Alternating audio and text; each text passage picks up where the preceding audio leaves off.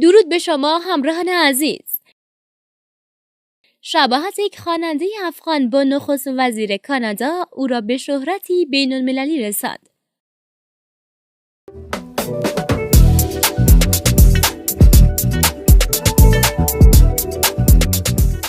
یک شهروند افغان که به تازگی در یک مسابقه تلویزیونی استعدادیابی در افغانستان شرکت کرده است، به دلیل شباهت کم نظیرش با جاستین ترودو نخست وزیر کانادا به چهره معروف در شبکه‌های اجتماعی تبدیل شده است. آقای عبدالسلام مفتون که خواننده مراسم عروسی از روستایی دورافتاده واقع در شمال شرق ولایت بدخشان در افغانستان است، تا کنون هیچگاه از هیچ کس نشنیده بود که صورتش تا چه اندازه شبیه به صورت جاستین ترودو نخست وزیر کانادا است، تا آنکه یکی از داوران مسابقه محبوب تلویزیونی ستاره افغان به این شباهت کم نظیر اشاره کرد. آقای مفتون که 29 سال دارد امیدوار است که این شباهت کم نظیر بتواند رأی بیشتری را از طرف بینندگان این مسابقه که در واقع نوع افغان مسابقه معروف امریکن آیدول است جلب کند. آقای مفتون گفت: مردم نام من را فراموش کردند، اما حالا من را جاستین ترودو صدا می‌زنند. افغان‌های دیگری که به دلیل شباهت با شخصیت‌های معروف جهان به شهرت رسیدند. شماره 1. عباس علیزاده.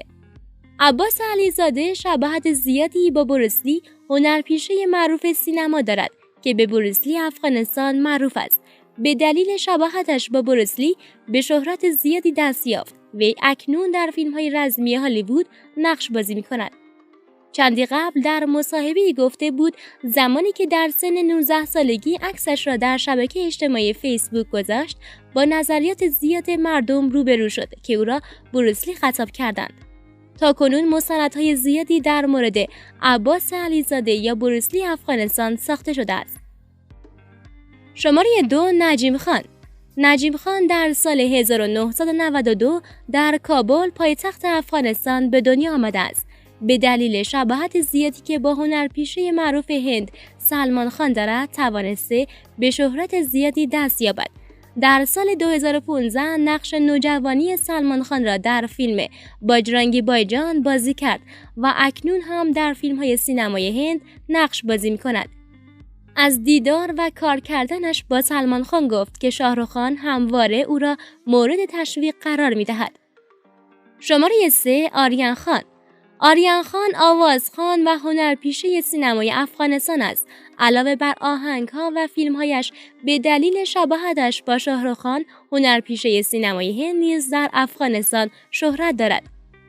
شماره 4. عبدالکریم سروری. عبدالکریم سروری شهروند افغانستان است که شباهت زیادی با لیونل مسی فوتبالیست معروف آرژانتینی دارد. وی در 26 جولای 1987 دقیقاً همان ماه و سال که لیونل مسی به دنیا آمده در هرات افغانستان متولد شده است. او خیاط و همزمان در یکی از مکاتب معلم است. او را بیشتر به عنوان مسی در شهر هرات افغانستان می‌شناسند. دوستان عزیز، سپاس از همراهی همیشگی شما.